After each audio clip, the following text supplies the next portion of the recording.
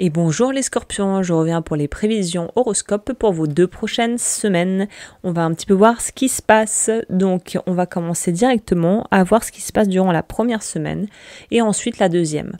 Donc pour vous, les scorpions, le mois de janvier il commence avec encore une énergie introspective.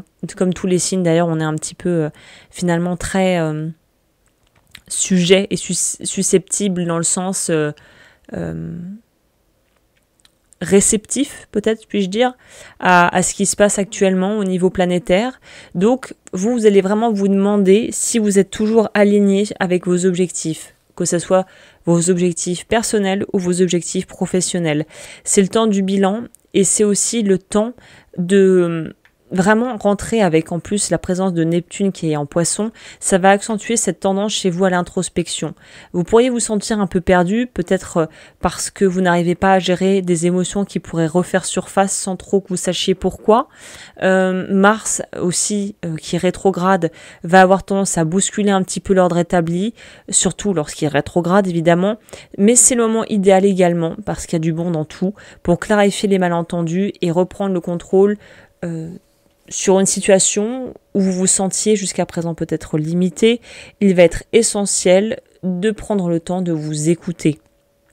J'en parle longuement, j'ai l'impression que je bassine tout le monde avec ça, mais comme je m'intéresse vraiment aux lunaisons aussi, au cycle lunaire, on va avoir la pleine lune en Cancer du 13 janvier qui va nous pousser à nous libérer des poids émotionnels passés, notamment parce que c'est en Cancer que ça se passe et que le Cancer est quand même le symbole du foyer, de la famille et des croyances.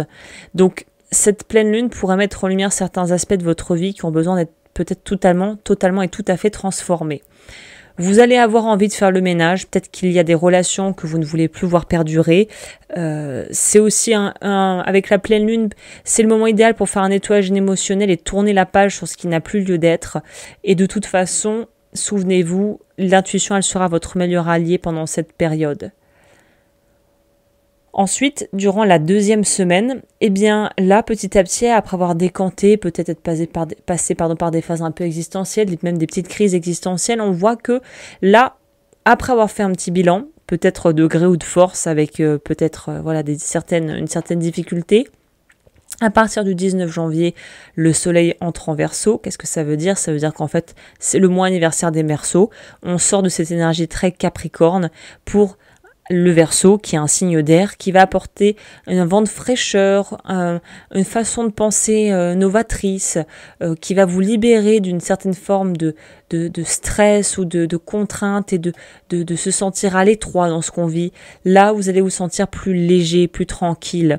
Vous pourriez aussi avoir envie de revisiter et de retourner pour voir des conflits non résolus ou des choses dans votre histoire dont vous n'avez pas pu faire le deuil, mais en fait, d'une façon très proactive, et c'est pas revenir dans le passé pour revenir dans le passé, c'est revenir dans le passé pour en tirer un enseignement, pour en comprendre les rouages de la mécanique qui peut-être vous bloquent dans une situation actuellement.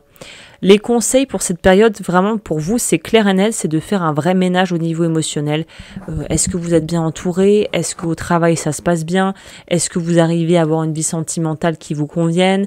Voilà. Est-ce que les relations sont fluides? Est-ce que ça va que dans un sens? C'est des choses vraiment qu'il faut que vous vous demandiez. On vous dit d'écouter vos besoins intérieurs parce que vous vous connaissez, finalement que vous vous écoutez peut-être pas beaucoup, mais qu'au fond vous vous connaissez, vous savez ce qui est important. Donc laissez le mental de côté et laissez-vous guider par votre intuition. Encore une fois, on insiste sur cette notion de relation et de privilégier des relations authentiques.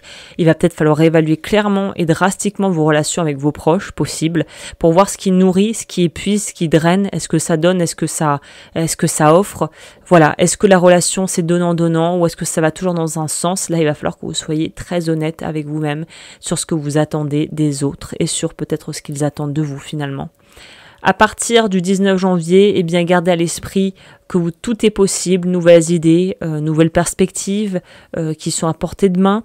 Donc laissez-vous peut-être aussi le droit d'être audacieux et culotté durant cette période pour pouvoir mener à bien des projets long terme qui sortent un peu du cadre ou qui sortent un peu du lot, toute façon. Voilà. Eh bien écoutez, je crois que je vous ai tout dit. N'hésitez pas comme toujours à commenter, à liker, à partager, à me retrouver sur mes différentes plateformes. Et moi, je vous dis à très bientôt pour de nouvelles vidéos.